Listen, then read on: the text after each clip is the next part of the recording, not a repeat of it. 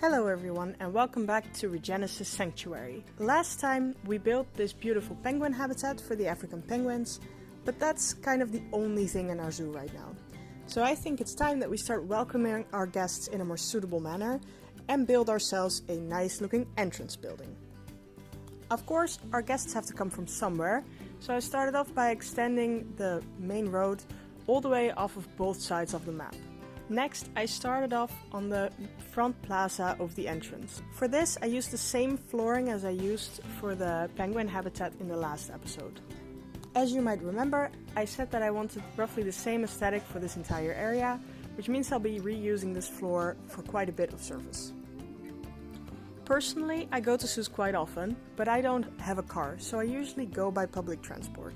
I want this zoo to be easily available for people with public transport, so I've decided to make a bus stop. I've decided to build this zoo in the Netherlands. You might be wondering why, but it is the country where I'm from, so I already know what things like this bus stop are supposed to look like. So I picked it just to make it a little easier on myself. For the bus stop, I wanted quite kind of a modern look, like I see in bus stops in the Netherlands quite often. For this, I used these metal beams that I've recolored black and used them to make a frame with. For the roof, I started looking through the materials and found this glass shop canopy. I think it was perfect for the roof, so I copied it a couple of times over and then angled them, so we end up with these three lines of canopies. After that was done, it was time to put in some walls into the windows. I like the look of these opaque walls for this, for a little bit of privacy into the bus stop, but I also like the top of it to be sheer so some more light can enter. Now that the basis of the bus stop is done, I added a concrete floor and I aligned a path to that so I can then also add some benches. No bus stop is complete without some advertisements, so I added these screens and put some commercials on them. After the bus stop was done, I copied another one to the other side, and in front of one of them I decided to add one of the European coaches to make it look like a bus actually stopped here. I even ended up putting a spawner underneath the bus, so the bus stop is actually functional. Of course, many people will come to the zoo via car, so we're gonna need some parking lots. I started off with a concrete floor and added a grid path to this.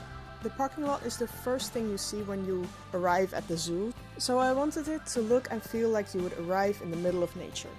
To accomplish this, I decided to place a bunch of plant boxes just in the middle of the parking lot. To border them, I used the conservation wall pieces. I quite like the irregular look of this, and I considered repainting them, but I actually kind of like this light brown color that they come in, so I decided to keep it that way. Then for the parking grid itself, I always kind of like those parking lots where you have these wooden logs sitting in the middle of the parking lot as a sort of barrier to signal the edge of your lot. So I decided to do that here, and I made the rest of the grid using some square shapes that I recolored like just off-white. Then it was time to add some mulch to the plant boxes and add a bunch of plants and trees. I opted for mostly trees and bushes that would just naturally grow in the Netherlands. After the design was finished, I copied it around the parking lot, so you ended up with 4 almost equal boxes. I swapped a bit of the plants around to make it look a little more random. I then filled up the edges and the middle of the parking lot with more of the parking lots. Now, just having a completely empty parking lot seemed a bit boring and kind of stupid and unrealistic, but I also didn't really feel like going through the hassle of building complete cars from a billion pieces. So I decided to take these perfectly good cars that you can find on the workshop, and I went with these 3 different ones from Darth Delicious. They come in 3 different models, and you can recolor them for even more variation. So that was perfect.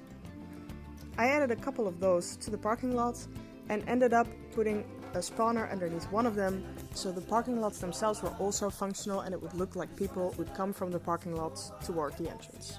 To match the planting boxes in the middle of the parking lot, I ended up bordering the entire thing with even more planting boxes and even more random plants.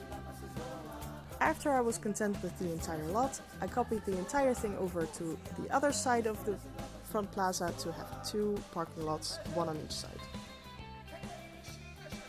Now that everyone has some parking, I did think that the road itself did not look quite up to standards.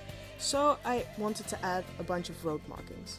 I made this little piece of road with some concrete flooring and some more of the shapes that I recolored.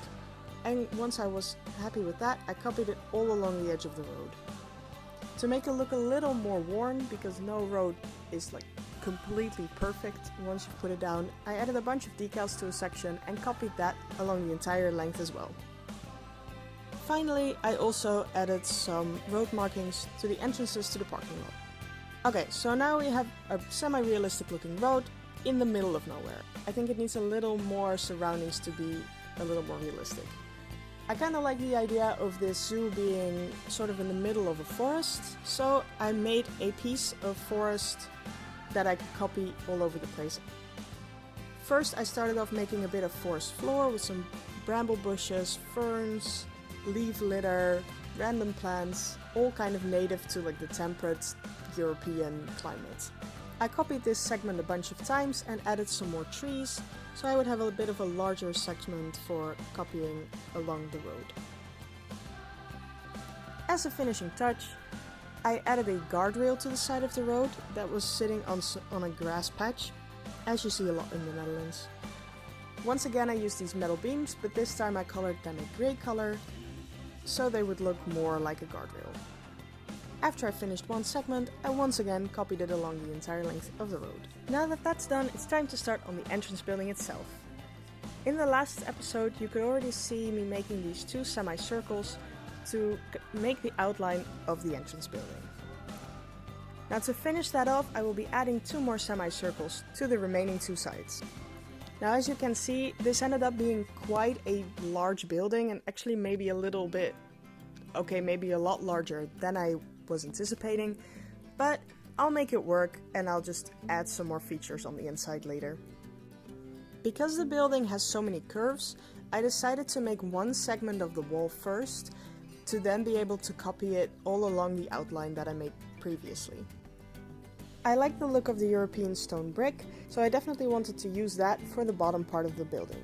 However, I did also want a lot of wood. For that, I used the stained wood so I can recolor it a nice light brown. To make sure there would be some nice large windows, I used the framing wall piece for both the lower part of the wall and the part higher up. I wanted the shape of this wall to be kind of interesting, so I made sure that the top half was kind of sticking out of the building. I made sure to put some glass in the windows, and once the main shape of the wall piece was complete, it needed some more decoration. Now I really like these cladding pieces from the conservation pack, and since I've only gotten that one recently, I would really like to start building with them. So I used them here to give the building even more curves, because you can never have enough curves, right? I also used some of these diagonal cladding pieces to line the windows with, so they would just look a bit more interesting. For some finishing touches, I used these single cladding pieces to line the bottom part of the windows, and then it was time to start copying. As you can imagine, this took a while, but I ended up copying the wall piece along the entire outline of the building, and afterwards I thought it looked like quite an impressive building. Next, I wanted to get started on the entrance. For this, I lined it with more of the rustic stone, so that it would be set apart from the rest of the wall a little more clearly. I wanted to make sort of like these glass sliding doors, so I put double glass panes in and I lined it with these small metal beams.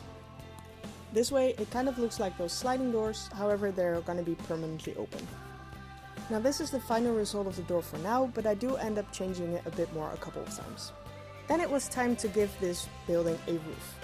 I really like the idea of having a green grass roof, so I started off with making this sort of trim for the roof. I used these metal planks with one piece of grass attached to them and a piece of gutter. After that piece was done, I ended up copying that along the entire outline of the building once again. For the next part of the roof, I wanted a nice big skylight along the middle walkway of the entrance. Now this is the thinnest part of the building, and I used these glass roof pieces to make a skylight along the entire width of it. Afterwards, I lined this window with more of the grass pieces. To close up the rest of the ceiling for now, I used the stained wood again, but this time I colored it a bit darker than from the walls of the building. Because the roof of the building was so big and felt kind of empty, I decided to put in a bunch more skylights. I ended up making these square skylights and putting in 5 on each side of the roof. I then lined those as well with more of the grass. Now I felt like this was kind of enough grass on the roof, so I decided to line all of it with more of the conservation pieces to tie it all in a bit more with the parking lots downstairs. Then I also used the conservation pieces to line the inside of the ceiling, after which I went in with the stained wood panels to clean up some of the holes. Now something that I noticed while I was doing it is that on 2 of the sides of the building, the wall pieces didn't quite align that well. This was because they aligned on the bottom and the top of the wall was standing out a bit more, causing there to be little gaps in between that. But I fixed it by adding some more of the single cladding pieces. At this point, the 4 corners of the building were looking a little rough. So to fix that, I made 4 giant pillars out of the mud pillars that I recolored a more neutral gray and covered in more of the cladding material. I then copied them over to all 4 corners, and this is the final result of the whole building. I think it might be a little extreme, but all in all, I'm quite happy with it. But we're not done quite yet. We still have this large empty space out front of the building that is gonna need some filling up. First of all, I cleaned up the flooring a little bit by making this lining with the smaller fountain pieces. Next, I wanted a large fountain in the middle of the plaza, so I started lining that out with more of the conservation wall. This time I did recolor them a grey color to make them blend in a little bit more on this plaza. I put glass barriers along the entire wall to keep the water in. Then I removed the floor from the fountain and dug it a bit deeper. Because this is of course a man-made fountain, I lined the whole thing with a layer of concrete. Now at this point I noticed that the single door I made into the entrance building wasn't quite lining up with the fountain and the plaza in front of the building, so I changed it to double doors so it was more central. After adding the water, I started on the fountain itself.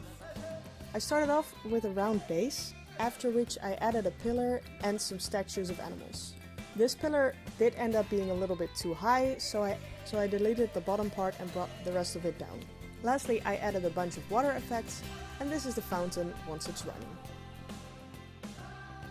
Now, a couple of times during this build, I did run out of money, so I had to just play the zoo for a little bit. And while I was doing that, I noticed that even though the bus stop was of course functional, that resulted in all of the guests just blindly crossing the main road. That didn't seem very safe, so I wanted to make a crosswalk to ensure they could cross the road safely. Now, as I've mentioned before, this zoo is situated in the Netherlands, so I made this crosswalk inspired by what you see around here. It's starting to come together. However, there's still 2 large pieces of empty land in between the parking lots and the main plaza. Now I kind of waited with filling these in because I really didn't know what I wanted until the last minute. I decided to divide each half up in 2 so that we ended up with 4 different areas.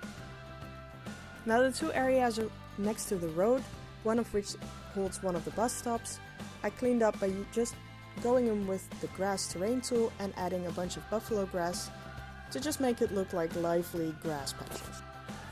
I started it off with using the conservation walls once again to make more planting boxes to line these 4 areas. In between these areas there will be roads that lead from the parking lots to the plaza. I then started by adding some mulch to the planting boxes and putting these hedgerows in. I thought these hedge archways looked nice as an entrance to the gardens, and then I lined the rest of it with just the hedges, with the corners being these pointy hedges. Now within each of these areas, I wanted to make small pieces of botanical gardens, just to give the people something nice to walk around in as they wait for their families to show up, or just as a little addition to visiting the zoo. For the 2 smaller gardens, I wanted to make a water feature as a centerpiece to these gardens.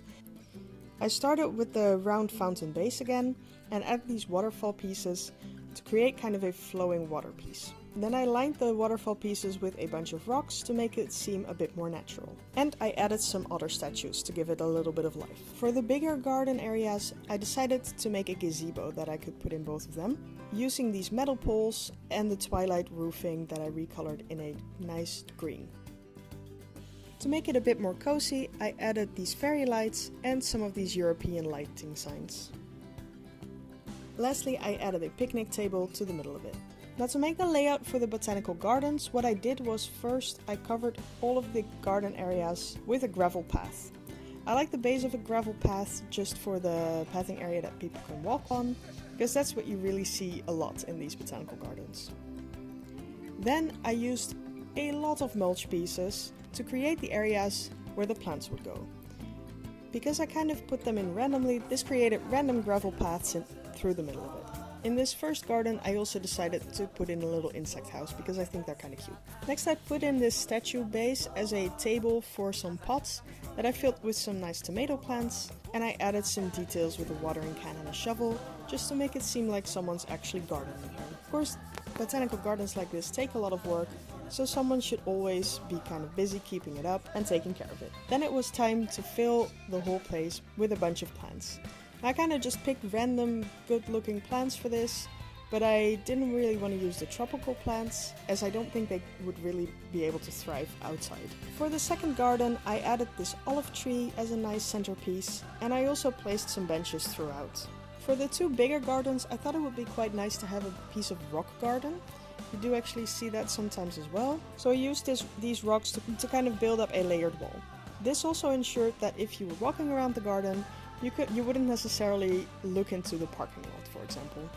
I then placed a bunch of plants that would grow on rocks, like the century plants and the aloe vera, for example. For these bigger areas, I did want some more seating, so I added a bunch of picnic tables to each. And then it was time to also fill up these with a bunch of plants. Now, for all of these gardens, what I also did was I used different bushes and different plants, but some were more colorful than others had more height than others, so I tried to keep it a little bit varied and put the colored ones in between some of the ones that were mostly green, have the taller ones surrounded by some of the lower ones, to keep it all looking a bit varied. Now, I know usually botanical gardens have them sorted by species, but for this it was mostly about the aesthetics of the garden. Besides, even though Planet Zoo has a wide variety of plants, I don't think it has quite enough to start sorting them by species and then have enough variation. Actually, I did also reuse most of the plants as well, because otherwise it wouldn't look very varied either. As a last finishing touch, I wanted to put a large sign on top of the entrance. For this, I once again used stained wood and made a wooden frame using the Asian wood beams. Then I started on recreating the logo. To match the fonts as well as I could, I used just the regular Planet Zoo font for the Regenesis, and then I used Christina's classical font for Sanctuary. To recreate the rest of the logo, I added some of the plant shapes and then used some lettering that I recolored to make the line that goes underneath the word. Honestly, I think it looks pretty accurate to the already existing logo. And this is the final look of the zoo. Now, as you come and drive by on this main road, you see a sign with the logo on the side of the road, as well as the two bus stops. When you enter the parking lot, it's all nice and natural, and then you can enter the zoo, take a little lap around the botanical gardens, and finally enter our entrance building. I hope you enjoyed watching me build this. If you did, be sure to follow along for the next part, where we will decorate the inside of the building. Thank you very much for watching, and I hope you all have a very nice day. Bye!